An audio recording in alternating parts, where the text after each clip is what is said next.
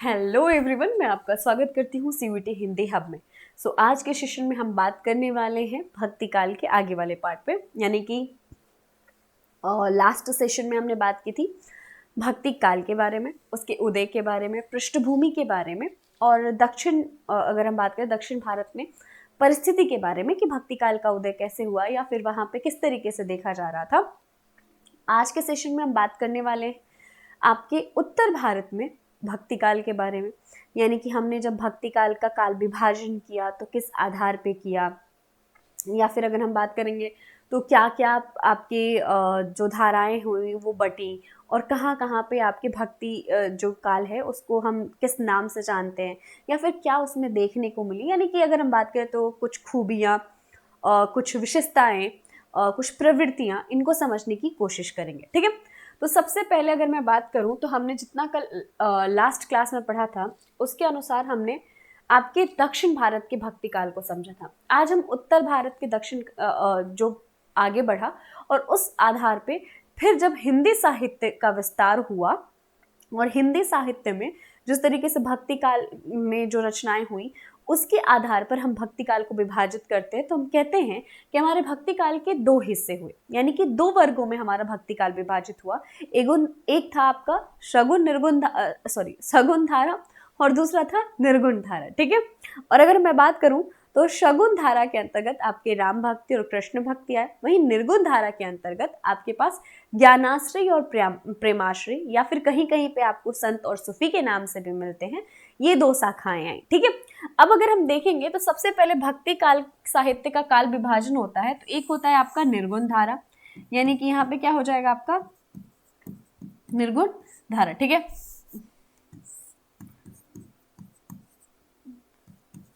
क्या हो जाएगा ये निर्गुण धारा, और ये क्या हो जाएगा आपका सगुण धारा हो जाएगा। ठीक है, अब अगर मैं बात करूं तो ये दो भागों में बटे। ठीक, अब इसमें आपका क्या आ जाएगा, निर्गुण में दो धाराएं आई जिसे हम ज्ञानाश्रय शाखा या संत काव्य के नाम से जानते हैं, और प्रेमाश्रय शाखा या हम सूफी के नाम से जानते हैं। किस नाम से जानते हैं, तो सूफी के नाम से जानते हैं। ठीक है, और यहाँ पे अगर हम बात करेंगे तो शगुन में आया रामाश्रय शाखा और कृष्णामय शाखा, यानी कि यहाँ पे क्या हो, कृष्ण भक्ति और राम भक्ति के रूप में। ठीक है, अब यहाँ पे जब हम ज्ञानाश्रय या संत काव्य के अंतर्गत देखते हैं तो आपके कबीर आ जाते हैं, रैदास आ जाते हैं, गुरु नानक आ जाते हैं, अर्जुन देव आ जाते हैं, सुंदरदास, मुलक दास, ये सारे लोग, दादू दयाल, ये सब किधर आ जाते हैं आपके संत में। वहीं पे अगर मैं सूफी की बात करूं तो आपके सूफी के अंतर्गत कौन आ जाता है बच्चे, तो सूफी में आपके जायसी आ जाते हैं, जो सबसे ज्यादा विख्यात है, यानी कि प्रमुख रूप से सूफी साहित्य को अगर हम जानते हैं, समझते हैं, और अगर सूफी साहित्य के बराबर किसी को खड़ा माना जाता है तो मलिक मोहम्मद जायसी, जिनकी एक रचना है पद्मावत। ठीक है, और वहीं पर अगर मैं कृष्ण राम भक्ति की बात करूं तो आप सबको पता है कि तुलसीदास जी। ठीक है, और वहीं पे अगर मैं कृष्ण भक्ति की बात करूं तो सूरदास जी। अब यहाँ पे ये जो दो धाराएं हैं सगुन में, यानी कि राम के रूप के वर्णन किए गए, राम के बारे में वर्णन किया गया, राम के बारे में रचनाएं की गई, तो सबसे ज्यादा किसी ने ख्याति प्राप्त की है, या मुख्यतः जिनकी कहते हैं ना कि जिनकी रचनाओं को पढ़ के हमने राम को समझा है, वो है आपके तुलसीदास जी, गोस्वामी तुलसीदास जी। वहीं पे अगर मैं बात करूं कृष्ण जी के बारे में, तो कृष्ण जी के बारे में जिसने रचना की है वो आपके सूरदास जी, जिनको कहा जाता है कि उन्हें वात्सल्य का कोना कोना झांक लिया है, और वो नेत्रहीन थे, परंतु जिस तरीके से उन्होंने कृष्ण जी के वर्णन किए हैं, यानी वात्सल्य रूप का वर्णन किया है, उनके वात्सल्य का वर्णन किया है, उसे देखकर लगता ही नहीं है कि उनके पास नेत्र नहीं था। ठीक है, तो यहाँ पे अगर हम बात करेंगे तो ये आपके कृष्ण भक्ति के अंतर्गत ही वल्लभ संप्रदाय, निम्बाका संप्रदाय, राधा वल्लभ, हरिदास और चैतन्य गौनी।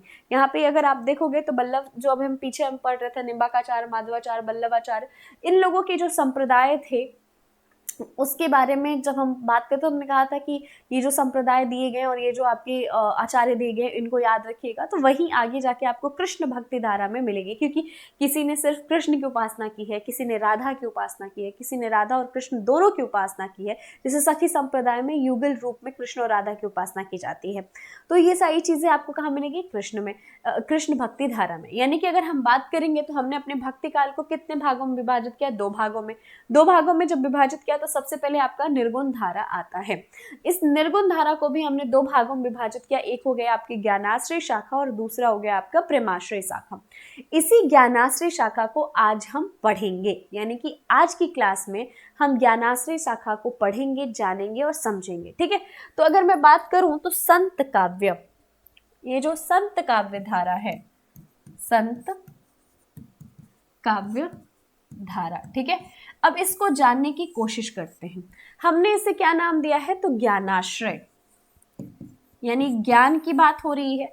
ज्ञानाश्रय यानी कि ज्ञान की बात होगी ऑब्वियसली, तभी तो ज्ञान का आश्रय लिया गया है। तो यहाँ पे किसके बारे में बात की जा रही होगी, ज्ञान के बारे में। और साथ ही साथ कहा जा रही है क्या है, संत काव्य धारा है, यानी कि संतों की काव्य धारा है। ठीक है, ये बात कही जा रही है। अब इसमें ऐसा क्या है कि हम इसे ज्ञानाश्रय या फिर संत काव्य धारा के अंतर्गत रखते हैं। तो ये जो संत काव्य धारा है या ज्ञानाश्रय जो धारा है, इसके अंतर्गत वो लोग आते थे जिन्होंने परमात्मा के आकार और प्रकार को स्वीकार नहीं किया, यानी जिन्होंने क्या किया था, उस एक परम सत्य को स्वीकार किया था जो इस जगत को क्या करता है, संचालित करता है। फॉर एग्जाम्पल हम बात करते तो कहते हैं ना कि कुछ लोग आस्तिक होते हैं, कुछ लोग नास्तिक होते हैं। ठीक है, तो जो आस्तिक होते हैं वो परमात्मा के रूप को स्वीकार करते हैं और विभिन्न प्रकार के देवताओं के सामने आराधना करते हैं, यानी कि उनके देवता का आकार और प्रकार है और उन्हीं की आराधना करते हैं। जो नास्तिक होते हैं वो क्या करते हैं, वो किसी भी देवता के सामने हाथ नहीं जोड़ते, या फिर ये कहा जाए किसी आकार और प्रकार में विश्वास नहीं रखते। वो कहते हैं कि एक परम सत्य है, एक सत्ता है जो इस संसार को क्या कर रहा है, संचालित कर रहा है, यानी कि एक सत्य को स्वीकार करते कि कुछ तो है जो हमें क्या कर रहा है, संचालित कर रहा है।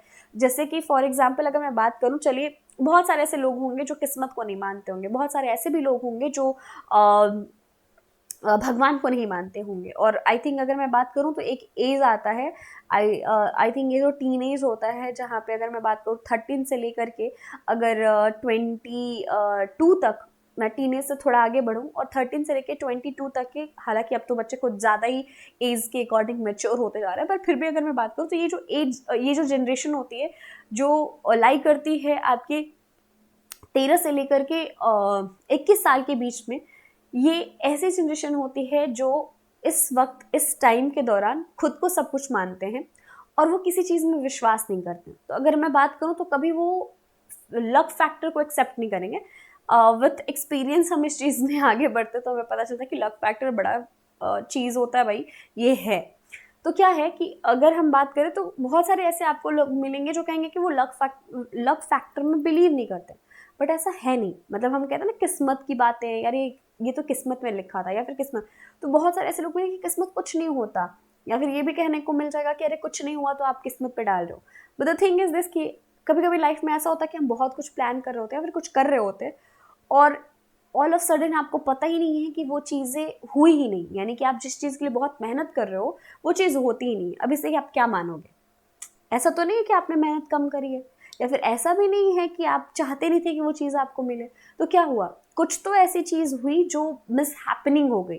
ठीक उसी तरीके से ये जो हम बात करते हैं आस्तिक और नास्तिक की, तो वो चीज़ भी वैसे ही है, यानी कि हम एक सत्ता को स्वीकार करते हैं कहीं ना कहीं कि एक सत्ता है जो हमें संचालित और संचारित कर रही है। ठीक है, तो यहाँ पे क्या हो जाएगा कि यहाँ पे जब हम संत काव्य धारा की बात करते हैं तो ये लोग भी क्या करते हैं, उस परम सत्य को स्वीकार करते हैं। वो कहते हैं कि एक सत्ता है, एक परमात्मा है जो इस आत्मा को, यानी कि हम जीव को इस संसार में उसने भेजा है, और उन्होंने कहा है कि उन्हें प्राप्त करने का सिंपल सा साधन है कि हम साधना करें, यानी कि इस माया में, इस जगत में रहते हुए भी उस परमात्मा को प्राप्त करने के लिए हम क्या करें, हम साधना करें, यानी कि हम भेदभाव ना करें, हम गुरु के महत्व को समझें, हम जात पात को ना समझें, परमात्मा को प्राप्त करने के लिए अंधविश्वासों का पालन ना करें, बाह्य आडंबराओं में ना फंसे।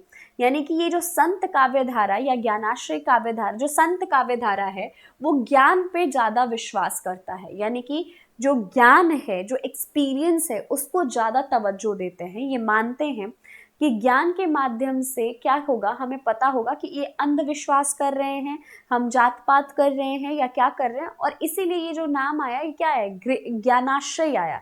यानी उस परमात्मा को प्राप्त करने के पीछे का ऐसा नहीं है कि हम उस परमात्मा को प्राप्त करना चाहते तो हमने आंख बंद कर लिया और जो चीजें हो रही हैं, जो हमें सुनाई दे रहा है, हम सब कुछ कर रहे हैं। फॉर एग्जाम्पल अगर अभी आप देखोगे तो बहुत ज्यादा वायरल हो रहा है, एक बच्चा है, क्या नाम है, अभिनव अरोड़ा समथिंग करके नाम है, if I am wrong then don't mind it, but it's example. तो हम देखेंगे कि उस बच्चे के भी बहुत सारे फॉलोवर हैं और उस बच्चे को भी बहुत सारे लोग फॉलो करते हैं, और आई थिंक सबकी अपनी अपनी एक विचारधारा है। बट जो फॉलो कर रहे हैं वो क्या कर रहे हैं, वो आंख पे पट्टी बांध करके ही तो फॉलो कर रहे हैं ना। तो क्या हुआ कि अगर हम बात कर रहे हैं तो जो संत काव्य धारा है ये बिलीव करता है कि लॉजिक होनी चाहिए चीज़ों में। यानी कि हम अगर बात करें, जैसे कि आपके कबीरदास जी कहते भी हैं कि पत्थर पूजे, अगर देखा जाए कि पत्थर को अगर पूजे तो परमात्मा मिलते हैं हमें, तो मैं पहाड़ पूज दूं, ठीक है। उन्होंने कहा था कि पत्थर पूजे अगर ईश्वर मिलता है तुम्हें, तो मैं तो पहाड़ पूज दूं।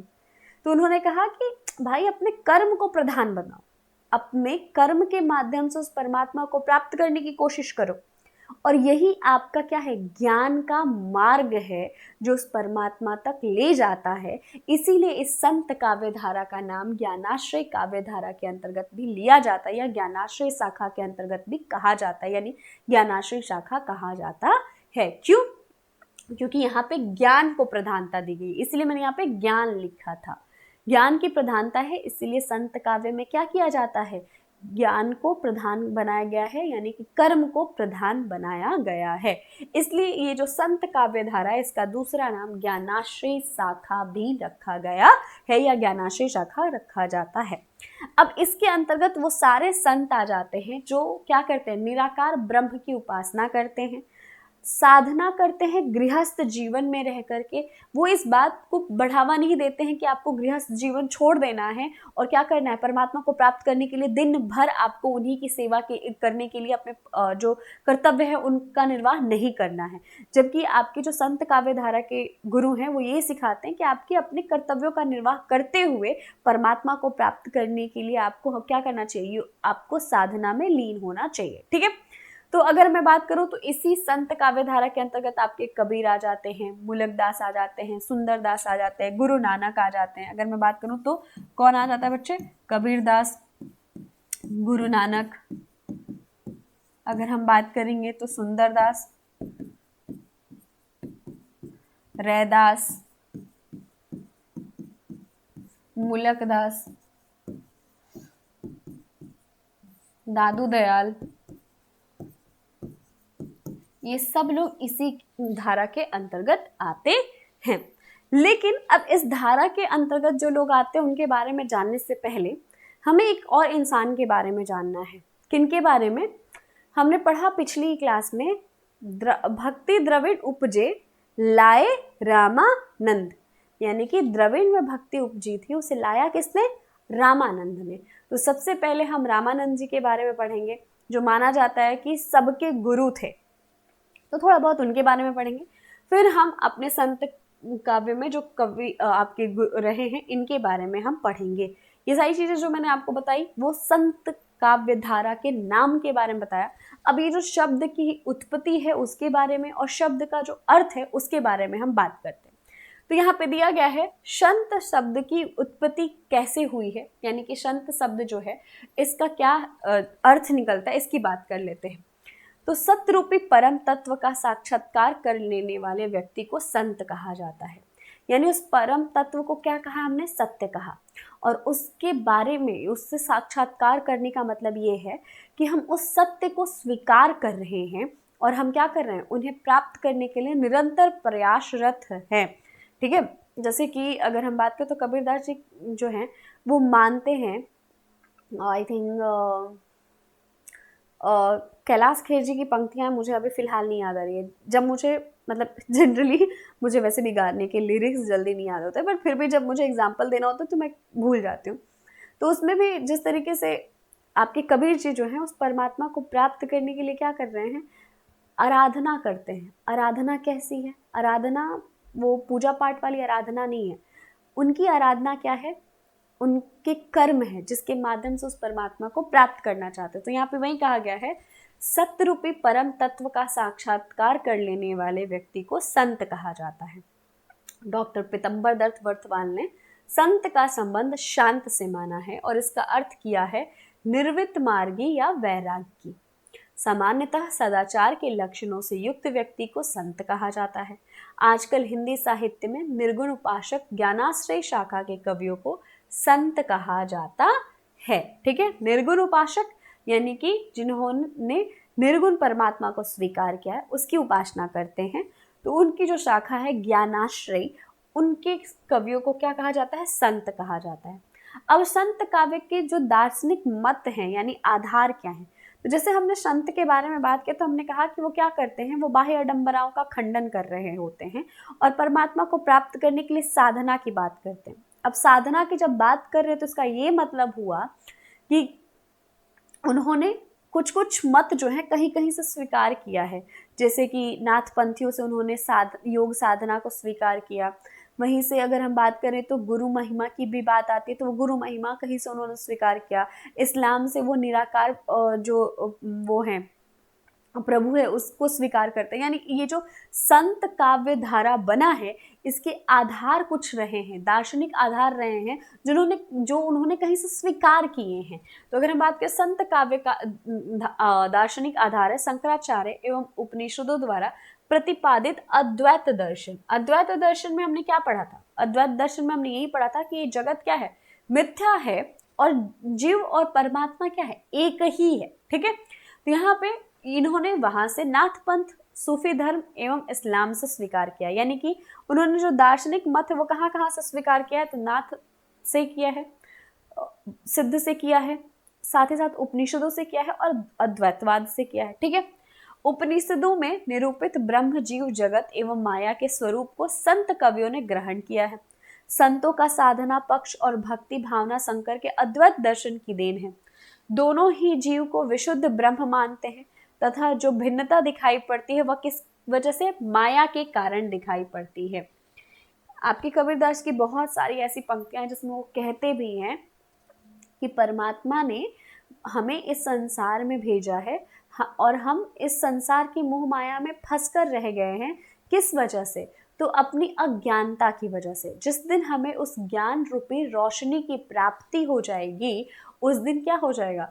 हम उस परमात्मा के सत्य को समझ जाएंगे और इस जगत की मिथ्या को क्या हो जाएगा? छोड़ चुके होंगे, यानी इस जगत की माया से आगे निकल जाएंगे। आत्मा के सर्वरूपता, शक्तिमता भी अद्वैत दर्शन के अनुरूप है। नाथपंथियों से इन्होंने शून्यवाद, योग साधना, गुरु की प्रतिष्ठा का तत्व लिया है।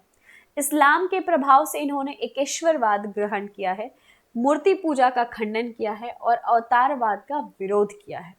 सूफियों से इन्होंने प्रेम भाव ग्रहण किया है और दाम्पत्य प्रतीकों का प्रयोग भक्ति भावना की अभिव्यक्ति हेतु किया है। सिद्धों की गुड़ उक्तियां, उलटबासियां, वैदिक परंपराओं एवं बाह्याचार का विरोध संत काव्य में भी निकलता है या मिलता है। यहाँ पे मिलता होना चाहिए। रामानंद ने भक्ति का द्वार शूद्रों एवं निम्न वर्गों के लिए खोल दिया था। इसका प्रभाव भी संत काव्य पर दिखाई पड़ता है। बौद्धों एवं वैष्णवों की अहिंसा भी संत काव्य की आधार भूमि रही है। यानी संत काव्य की अगर मैं बात करूंगी तो संत काव्य में क्या हुआ कि वो उन्होंने एकेश्वरवाद को स्वीकार किया है, मूर्ति पूजा का खंडन और विरोध किया है, आत्मा, परमात्मा और जीव के संबंध को स्थापित करने के लिए किस मत का आधार बनाया है? तो अद्वैतवाद को आधार बनाया है। उसके बाद उन्होंने बौद्ध जो नाथ है वहां से योग साधना और गुरु की महिमा को स्वीकार किया। ठीक है, संत काव्य धारा की विशेषताएं क्या थी वो बात कर लेते हैं। जो मैंने अभी बताया था कि बाह्य आडंबराओं का खंडन हुआ, अंधविश्वास का खंडन हुआ, उसके बाद जाति पाति का भेदभाव जो है उसको समाप्त करना हुआ, यानी छुआछूत पे क्या करना? कटाक्ष करना, जिसमें आपके कबीरदास सबसे आगे माने जाते हैं। गुरु की महत्वता का प्रतिपादन, यानी कि गुरु के महत्व को स्वीकार किया गया और साथ ही साथ गुरु के महत्व को बताया गया। कबीरदास जी की बहुत ही फेमस पंक्ति है। जब हम लोग छोटे थे, मतलब आई थिंक मैं क्लास 6 या 5th में रही होंगी, तो एक पंक्ति है, आप सबको भी पता होगा, गुरु गोविंद दो खड़े काके लागू पाए। ठीक है, पाओ। तो अब ये जो पंक्ति है वो क्या करता है, यानी कि गुरु और गोविंद, यानी कि गुरु और भगवान दोनों साथ में खड़े हैं, मैं किसके पैर पहले छूऊं या फिर मैं किसके पांव लगूं। और उसमें वो कहते भी हैं कि मैं तो मतलब मैं तो उनके पांव लगूंगा ना जिन्होंने मुझे परमात्मा के बारे में बताया। तो उन्होंने क्या किया, इस दोहे के माध्यम से गुरु के महत्व को प्रतिपादित किया है। तो यहाँ पे वही कहा जा रहा है, गुरु के महत्व का प्रतिपादन। निर्गुण ब्रह्म की उपासना, ज्ञान और प्रेम पर बल देना, रहस्य भावना, योग और भक्ति का समन्वय, मानवतावादी दृष्टिकोण, बाह्य आडंबराओं का विरोध, हिंदू मुस्लिम एकता पर बल, छुआछूत पर वर्णन व्यवस्था, यहाँ पे वर्ण होगा, वर्ण व्यवस्था का विरोध, अनुभूति की प्रामाणिकता, समानता पर बल, लोक भाषा सधुकड़ी भाषा का प्रयोग। देखो संत काव्य में बेसिकली क्या क्या हुआ था उस पर बात कर लेते हैं। सबसे पहले तो उन्होंने गुरु के महत्व को स्वीकार किया था। उन्होंने योग साधना के माध्यम से परमात्मा को प्राप्त करने की बात कही थी और बाह्य आडंबराओं का खंडन किया था। यानी कि वो जो यज्ञ होता है या फिर अगर हम बात करें तो पूजा पाठ कराना, तंत्र मंत्र कराना, इन सब का बहुत खंडन किया उन्होंने। कर्म को प्रधान माना है, मानवतावादी को सब सर्वोपरि रखा है। उन्होंने छुआछूत जो है, जाति पात है, इसको समाप्त किया है, समाप्त करने का प्रयास किया है, इस पे कटाक्ष मारा है। और वो किसी को सही नहीं कहते हैं, ना तो वो हिंदुओं को कहते हैं ना ही वो मुसलमानों को कहते हैं। तो यहाँ पे क्या किया गया है, दोनों के बीच में समन्वय स्थापित करने का प्रयास किया गया है। और ये क्या है, आपकी विशेषताएं हैं, किसकी, तो संत काव्य धारा की। ठीक है, संत काव्य धारा की विशेषताओं के में कुछ और पॉइंट्स ऐड ऑन कर लेते हैं हम। तो निर्गुण ईश्वर में विश्वास, बहुदेववाद अथवा अवतारवाद का विरोध, यानी कि बहुत सारे देवताओं के बारे में या फिर अवतारित, कहते ना अवतरित हैं, तो ये इन सब का विरोध किया है उन्होंने। सदगुरु का महत्व है, जाति पाति के भेदभाव का विरोध किया गया है, रूढ़ी और आडंबराओं का विरोध है, भजन एवं नाम स्मरण को क्या किया गया है, प्रायोरिटी दी गई है, यानी कि बढ़ावा दिया गया है। श्रृंगार वर्णन एवं विरह की मार्मिक उक्तियां हैं, लोक संग्रह की भावना है, माया से सावधान है। अब दिमाग में आएगा कि श्रृंगार कहाँ से आया, तो श्रृंगार का जो वर्णन है उस परमात्मा के साथ जो प्रेम दिखाया गया है उसमें जो रचना की गई है वो श्रृंगारिक पद भी है। तो यहाँ पे क्या हो जाएगा, श्रृंगार वर्णन भी है, क्योंकि उस परमात्मा से दूर हुए हैं। और जब परमात्मा से दूर हुए हैं तो क्या होगा, विरह होगा, विरह होगा तो क्या होगा, वो श्रृंगार रस के अंतर्गत आएगा। और जब हम उस परमात्मा से मिलेंगे, यानी ये जब आत्मा परमात्मा से मिलेगी तो क्या होगा, संयोग होगा, संयोग होगा तो क्या होगा, श्रृंगार रस होगा। ठीक है, चलिए अब हम बात कर लेते हैं निर्गुण ज्ञानाश्रय भक्ति धारा के प्रमुख कवि जो थे, कबीर, रैदास, नानक देव, हरिदास, निरंजनी, दादू दयाल, मुलुकदास, धर्मदास और आपके सुंदर दास। अब इसमें भी आपके आ जाते हैं रज्जब, गुरु अंगद, रामदास, अर्जुन देव, लाल सांग, सिंगा, बाबा लाल और वीरभान।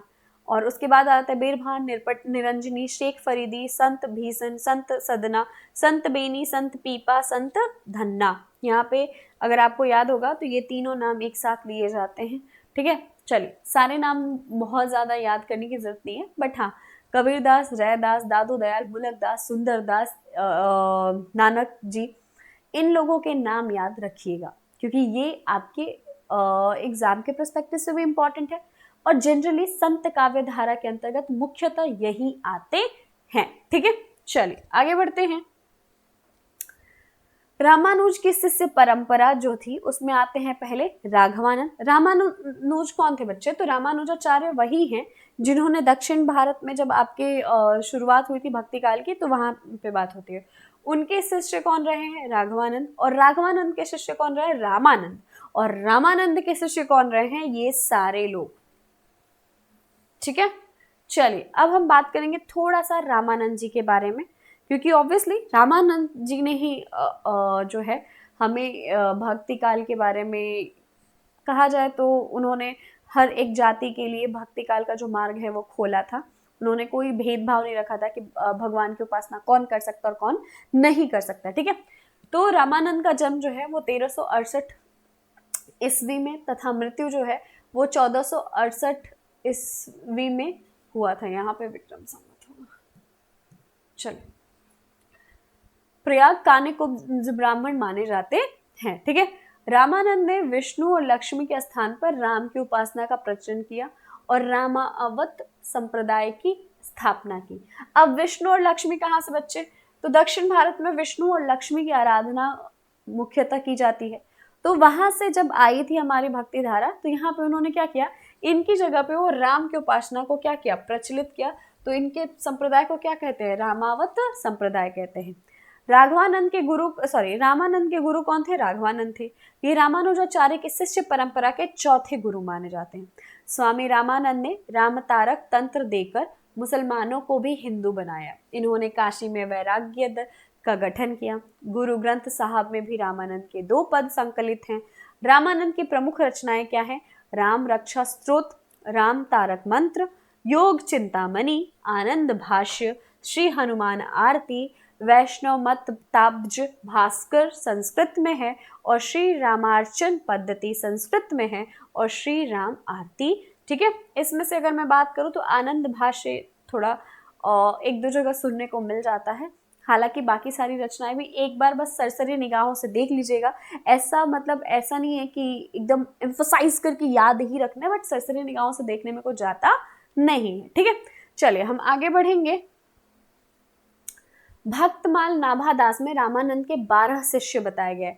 अनंतादास, सुखानंद, सुरसुरानंद, नरहरिदास, भावनानंद, पीपा, कबीर, सेन, धन्ना, रैदास, पद्मावती और सुरसुरी। ठीक है, ये क्या है? इनके 12 शिष्यों के बारे में आपके जो भक्तमाल है नाभादास की रचना, उसमें माना जाता है कि ये 12 शिष्यों के नाम दिए गए थे। जो किसके शिष्य थे? तो आपके रामानंद जी के शिष्य थे। ठीक है, चलिए आगे बढ़ते हैं। संत मत का प्रारंभ नामदेव से माना जाता है। किससे माना जाता है? नामदेव से। नामदेव जाति के क्या थे? तो वो दर्जी थे। नामदेव के भक्ति पर गीतों का संकलन अभंग के नाम से प्रसिद्ध है। कबीर से पूर्व संत नामदेव ने महाराष्ट्र से हिंदू और मुसलमानों के लिए सामान्य भक्ति का मार्ग प्रशस्त किया था। ठीक है, अब ये थोड़ी सी इंफॉर्मेशन किसके बारे में थी? नामदेव के बारे में। अब यहाँ से शुरू होता है आपके कबीरदास जी के बारे में बात करना। ठीक है, अब देखो कबीरदास जी के बारे में हम लोग ना बहुत ही पहले से, यानी कि बचपन से हम इनकी पंक्तियां पढ़ते आ रहे हैं और इनके बारे में पढ़ते आ रहे हैं। जैसे अगर बात किया जाए तो संत काव्य धारा के प्रवर्तक कौन है? कबीर जी हैं। इनकी भाषा कैसी है? सधुकड़ी है, पंचमेल खिचड़ी है, भाषा के डिक्टेटर कहे जाते हैं। अगर कहा जाए तो ये जो है अक्खड़ माने जाते हैं, यानी कि इनकी भाषा जो थी काफ़ी ऐसी थी कि लोगों को लगे। कटाक्ष बहुत क्लियर मारा है इन्होंने। कटाक्ष का मतलब होता है सरकाज, सरकाज का मतलब होता है ताना, जो हमारी मम्मियाँ मारती हैं, उसकी बात कर रहे हैं। तो इन्होंने समाज पे ताना मारा है। मुसलमानों के जो वो होते हैं, व्यवस्थाएं होती हैं, उन सब पे भी उन्होंने ताना मारा है। जैसे वो कहते हैं कि ये जो मस्जिद में आजान होते हैं और वो जो लाउड स्पीकर लगा रहता है, तो वो कहते हैं कि क्या तेरा जो अल्लाह है वो बहरा है? ठीक उसी तरीके से वो हमारे पर मतलब हिंदुओं पे भी कटाक्ष मारते हैं, और वो कहते हैं कि अगर पत्थर पूजने से तुम्हें भगवान मिलते हैं तो मैं पूरा पहाड़ पूज दूं। तुम उस चक्की को क्यों नहीं पूजते हो जो तुम्हें क्या करते हैं, जो तुम्हें अन्न देता है। यानी कि उन्होंने कर्म प्रधानता की बात की है। वहीं पे वो कहते भी हैं कि तू कहता कागज लेखी, मैं कहता आखन देखी। यानी कि बाकियों पे जब कटाक्ष करते तो कहते हैं कि जो भी बातें आप बता रहे हो वो कैसी बातें बता रहे हो, आप वो बता रहे हो जो आपने कागज में पढ़ा है, और मैं वो बता रहा हूँ जो मैंने एक्सपीरियंस किया है, यानी मैंने जो देखा है, महसूस किया है। ठीक उसी तरीके से वो खुद अपनी पंक्तियों के आधार पे कहते हैं कि मैंने कभी कागज और कलम हाथ नहीं लगाया है, यानी मैंने पढ़ाई लिखाई नहीं करी है। तो कबीर जी के बारे में ये सारी चीज़ें हम बचपन से पढ़ते आ रहे हैं। बस हमें क्या करना है, इस क्लास में रिकॉल करना है, बस थोड़ा जानना है, बाकी बहुत कुछ नहीं करना। संत काव्य धारा के प्रवर्तक कौन है? कबीर है। हिंदी में निर्गुण उपासक ज्ञान मार्गी कवियों के द्वारा रचा गया काव्य संत काव्य कहलाता है। हिंदी में निर्गुण उपासक ज्ञान मार्गी कवियों के द्वारा रचा गया काव्य संत काव्य कहलाता है। एक ही पंक्ति 2 बार हो गया है, कोई बात नहीं। संत काव्य मुख्य दार्शनिक आधार शंकराचार्य द्वारा प्रतिपादित अद्वैत दर्शन को माना जाता है। इस दर्शन में मुख्य 3 सूत्र माने गए थे। ठीक है, अब हम बात कर लेते हैं कबीरदास जी के बारे में। कबीरदास जी का जन्म जो है वो 1398 ईस्वी में हुआ है काशी में, तथा मृत्यु कब हुआ था? 1518 में। कहाँ पे? मगहर में। इसके पीछे की कहानी आपको पता ही है और हम लोग बचपन से यही कहानी पढ़ते आ रहे हैं। और बनारस में कबीर चौक भी है, लहरतारा में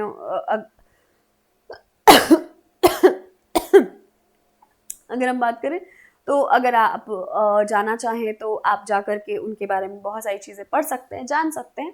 और अगर हम देखें तो जो कहानी है वो यही कहा जाता है कि अगर आप कबीर में मरते हो तो तर जाते हो, सॉरी दैट्स माय फॉल्ट, अगर आप काशी में मरते हो तो तर जाते हो, और अगर आप मगहर में मरोगे तो आपकी मतलब जो मृत्यु है उसके बाद आपको स्वर्ग की प्राप्ति नहीं होती। इसी मिथ्या का खंडन करने के लिए माना जाता है कि वो मगहर में जाकर के मरे थे। ठीक है, चलिए, कबीर के पिता का नाम क्या था? नीरू, और माता का नाम क्या था? नीमा।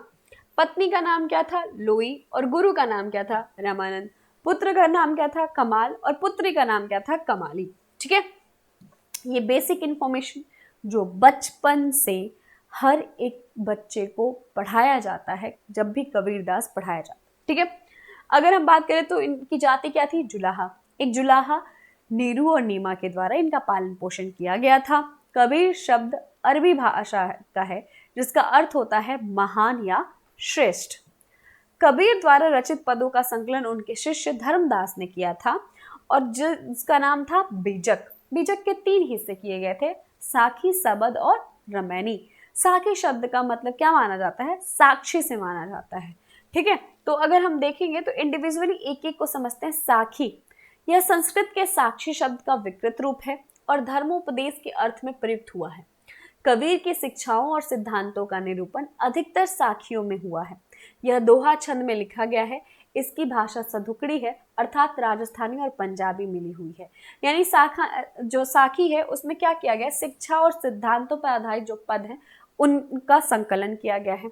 वहीं पे अगर सबद में कबीर द्वारा रचित राम भक्ति संबंध पदों चौपाइयों को शामिल किया गया है। इसकी भाषा ब्रज और पूर्वी बोली है। और रमैनी की अगर हम बात करें तो यह दोहा एवं चौपाई छंद में रचित है। इसमें कबीर ने रहस्यवादी और दार्शनिक विचारों को प्रकट किया है। देखो, एक बात समझ लेते हैं, कबीरदास की जो पूरी दोहा थी या पंक्तियां थी, चौपाइयां थी, इन सब को संकलित किया गया एक जगह, बीजक नाम से एक रचना हुई, जिसका अगर कहा जाए उसे संकलित किसने किया तो धर्मदास ने, जो किसके शिष्य थे तो कबीर के, यानी कि कबीर जी के शिष्य थे। ठीक है, अब इस बीजक के 3 हिस्से हुए, साखी, सबद, रमैनी।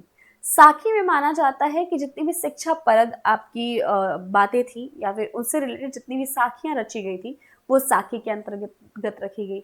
जो सबद है उसके अंतर्गत जो है आपके राम भक्ति के संबंध में जो भी आपकी पंक्तियां लिखी गई वो। अब यहाँ पे ये जो राम है वो आपके अयोध्या वाले राम नहीं है। ये जो राम है ये राम आपके कौन से राम है तो उनके परम सत्य जो परमात्मा है वो वाले राम है। ठीक है, इन्होंने जो नाम जाप राम वाला किया है वो आपके परमात्मा की बात की है, अयोध्या वाले राम की बात नहीं की है। वहीं पर रामायणी में जो है यह दोहा और चौपाई छंद जो है उसमें रचित जो जितने भी आपके रहस्यवादी और दार्शनिक विचारधारा। अब रहस्यवादी और दार्शनिक विचारधारा क्या है? जो उस परम सत्य के बारे में बात करें, साथ ही साथ कुंडलियां जो चक्र होते हैं योग साधना के माध्यम से जो जागृत किया जाता है उनके बारे में बात कर रहे हैं।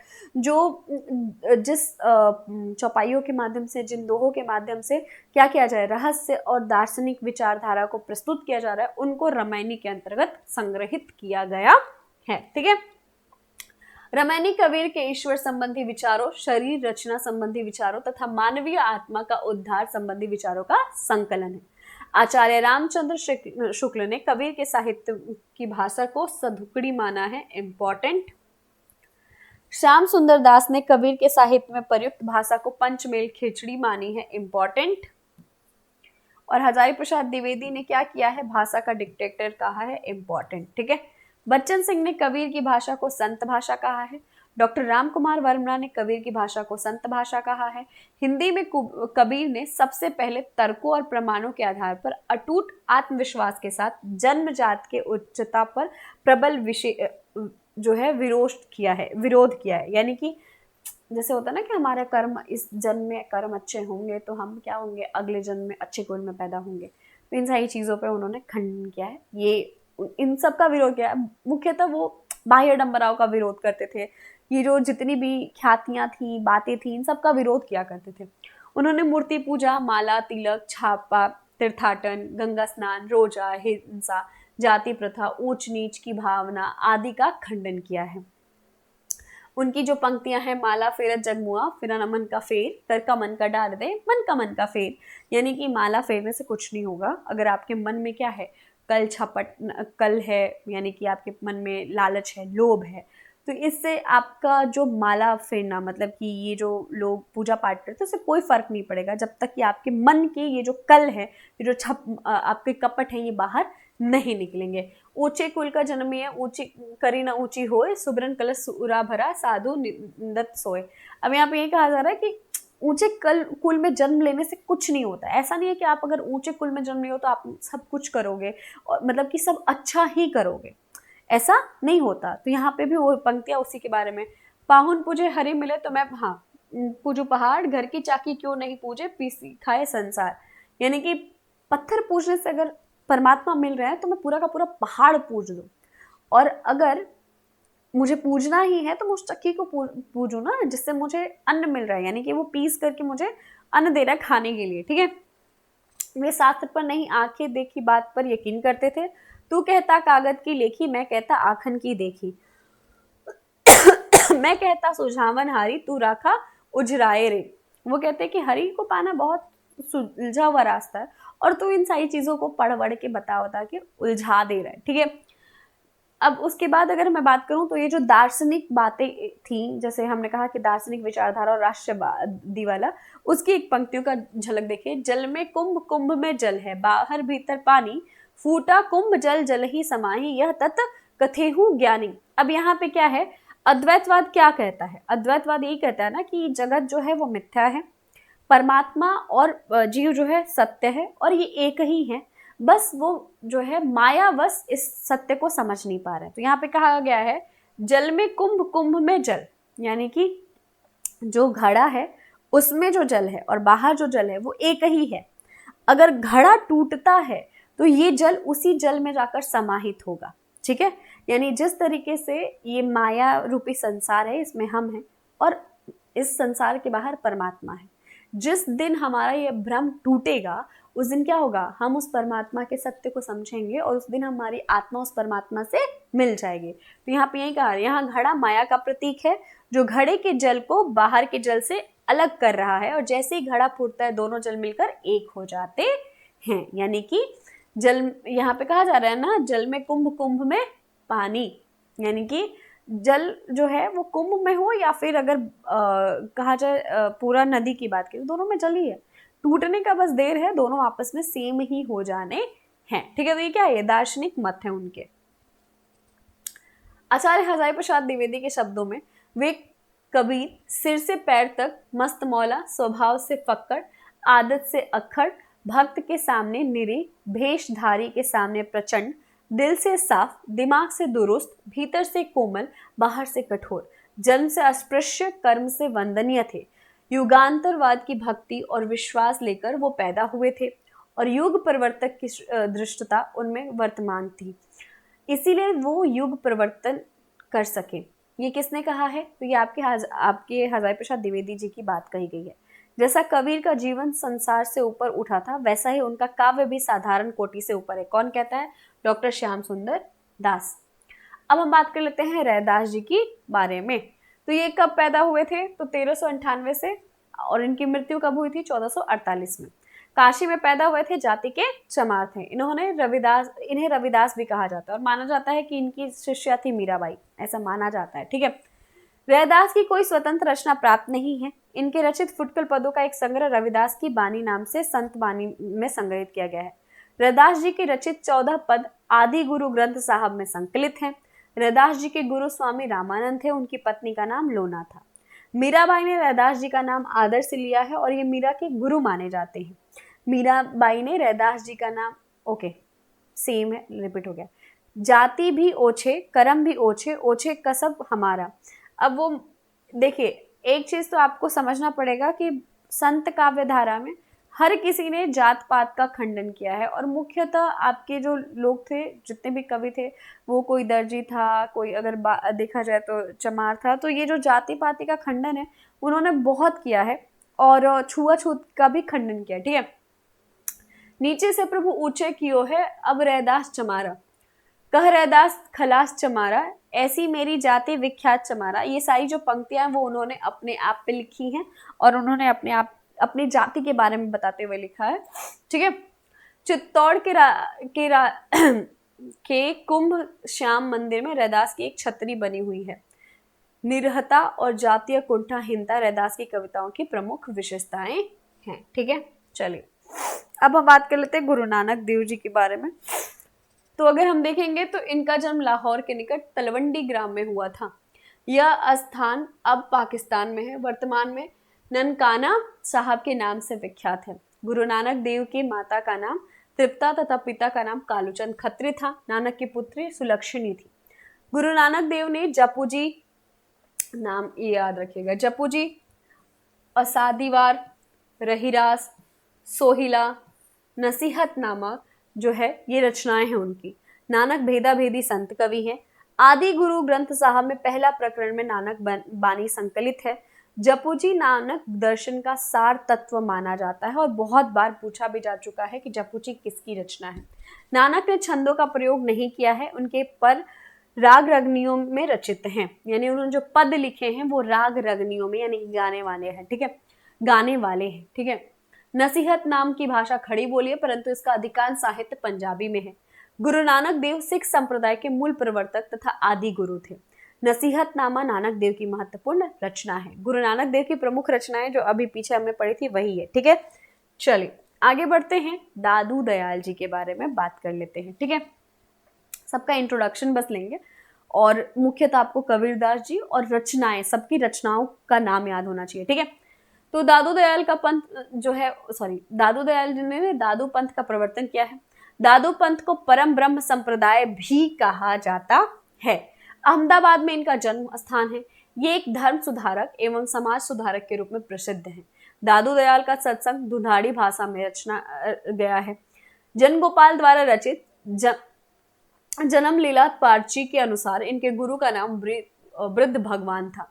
दादू के शिष्य रज्जब ने अंगवधु नाम से दादू दयाल की रचनाओं को संकलित किया है। किसने? रज्जब ने। ठीक है, दादू दयाल के शिष्य संत दास व जगन्नाथ दास ने मिलकर दादू की रचनाओं को हरडेवानी नाम से संकलित किया है। दादू दयाल का सत्संग स्थल सांबर में अखल दरीबा के नाम से जाना जाता है। दादू पंथ के लोग साथ में सुमिरनी रखते थे और सतराम नाम कहकर अभिवादन करते थे। अब हम बात कर लेते हैं मुलकदास। मुलकदास की एक बहुत ही फेमस पंक्ति है, अजगर करेना चाकरी, जिसमें कहा जाता है कि वो आलसी जो लोग थे उनको बहुत ज्यादा उत्साहित कर दिया था उन्होंने। ठीक है, तो हाँ यहाँ पे देखिए, अजगर करेना चाकरी, पंक्षी करेना काम।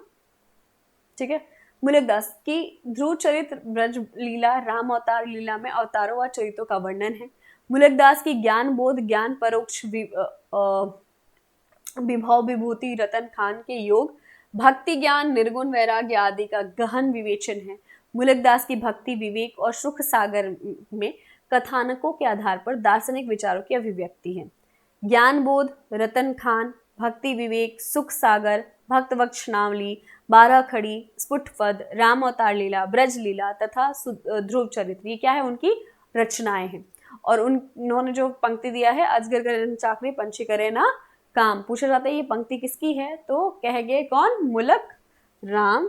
ठीक है, सुंदरदास माना जाता है कि ये आपके संत काव्य धारा में सबसे पढ़े लिखे थे, यानी कि विद्वान कह सकते हैं आप। ठीक है, सुंदरदास जो है खंडेलवाल बनिया थे। इनके पिता का नाम परमानंद खंडेलवाल था। सुंदरदास का जन्म धौसा जयपुर नामक ग्राम में माना जाता है। सुंदरदास 42 ग्रंथों के रचनाकार माने जाते हैं। ज्ञान समुद्र और समुद्र विलास इनकी प्रमुख रचना है। सुंदरदास श्रृंगार रस के परम विरोधी थे। केशव के रसिक प्रिय और नंददास की रस मंजरिक निंदा उन्होंने अपने एक छंद में की है। सुंदरदास सभी संतों में सबसे ज्यादा शिक्षित संत थे। छंदों एवं अलंकारों को उन्होंने शुद्ध प्रयोग किया है। सुंदरदास निर्गुण संतों में सर्वाधिक शस्त्रज्ञ एवं सुरक्षित थे। अब आते हैं लास्ट है आपके हरिदास निरंजनी। ये चिरंजीवी संप्रदाय के चिरंजनी संप्रदाय के प्रवर्तक माने जाते हैं। इनका जन्म सन 1455 ईस्वी में माना जाता है। इनके प्रमुख जो ग्रंथ हैं वो है ब्रह्मस्तुति, अष्टपदी योग ग्रंथ, हंस प्रबोध ग्रंथ, निरपंख मूल ग्रंथ, पूजा योग ग्रंथ, समाधि योग ग्रंथ, संग्राम योग ग्रंथ। निरंजनी संप्रदाय का प्रमुख मठ डिडीवाना में है। हरिदास की परिचय का संपादन हरिराम जी ने किया है। हरिदास के प्रमुख शिष्य थे नारायण दास, हरिराम, रूपदास, सीताल दास और लक्ष्मण दास और गंगा दास। ठीक है, ये सारी जो आपको बताई गई, यानी कि अगर हम बात करें ये संत कवियों के बारे में जो हमने बात की है, ये सारे लोगों के नाम और रचनाएं बहुत अच्छे से याद रखिएगा। साथ ही साथ वर्ष, यानी कि किस वर्ष के कौन से हैं। यानी अगर मैं बात करूं तो सीक्वेंस में अगर आप याद करते हो तो वेल एंड गुड, सीक्वेंस में नहीं भी याद होता है तो वर्ष अगर आप याद कर ले तो बेस्ट हो जाएगा। ठीक है, अन्य में आपके धर्मदास जो थे ये कबीर के क्या थे, शिष्य थे, जिन्होंने विजक जो है संकलित किया था। ठीक है, ये आपने बहुत बार पढ़ा होगा धर्मदास जी के बारे में, कुछ खास नहीं है, बस इतना ही कि वो किसके शिष्य थे, तो कबीर जी के शिष्य थे। ये जितनी भी चीजें आपको बताई गई वो किससे रिलेटेड थी, संत काव्य धारा से रिलेटेड थी। संत काव्य धारा में जो उसकी विशेषता है उसके बारे में हम बात कर चुके हैं। संत काव्य धारा का जो नाम है ज्ञानाश्रय, वो किस बात पर जोर देता है इस पर हम बात कर चुके हैं। साथ ही साथ संत काव्य धारा के अंतर्गत कौन कौन से आपके कवि आते हैं इन पर भी हम बात कर चुके हैं।